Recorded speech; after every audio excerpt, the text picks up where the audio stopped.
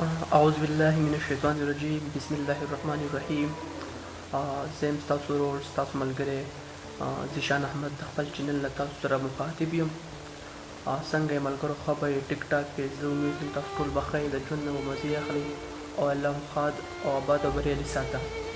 زما د ویډیو مقصد هم صرف دا دی چې څه ویډیوګانې داسې جوړېږي اصغرچي ما پسې په څو خراب کارونه باندې بد کارونه دي چې هغه زموږ پښتانه لکه ښه نه ښکاري په هغې باندې زموږ پښتانه هغه نشي برداشت کولی. هغه دا چې څو ورځې وړاندې اصغرچي ما د یو ماشوم او بټۍ کې کار کوو ویډیو والا کړی و، هغې ته څه پیسې راغلې وې نو په هغې کې څه دي 25,000 روپۍ والې وې. بیا به باجي را تلی څه پیسې غریبي به وه، هغې له څه پیسې ورکړې وې، په هغې کې هم دې څه پیسې ول بیا باجي ته وویل چې ماله د تیلو پیسې راکړه، پیسې به نه وي. په هغې کې د دې خبرې رالې.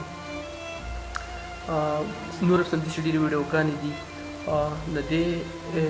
د دې شاته ټول خبرې مطلب دا دی چې اصغرچي بابا وویل چې ما پسې بدې ردې کمنټ ولې ویلی کېږي، لکه طاهر خان پسې ولې نه ویلی کېږي، یوسف جان پسې ولې خبرې نه ویلی کېږي، په بل پسې ولې نه ویلی کېږي.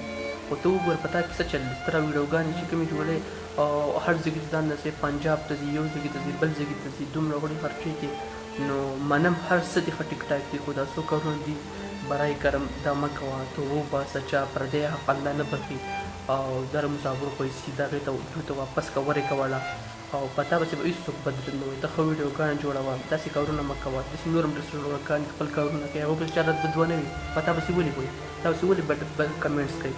خو اصل وجه هم دغه ده دننه چې تاسو داسې ناروا کارونه دي که نه دا زموږ پښتانه نه برداشت کوي او نه یې خوښوي او زه دې سپورټ کوم. ښه سوشل ورکړئ، هر ځای کې ته ځان رسېږي، د غریب سره مرسته کړې ده په هر حال کې او کوه ښه جاري ساته، ښه کار دی.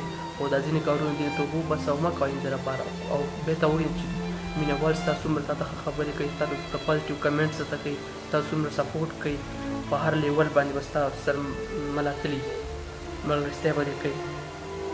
نو برای کرم دا مه کوه او که چا زموږ په خبرو باندې څه ډک دور رسېدلی نو هغې څخه معافي غواړم. جزاک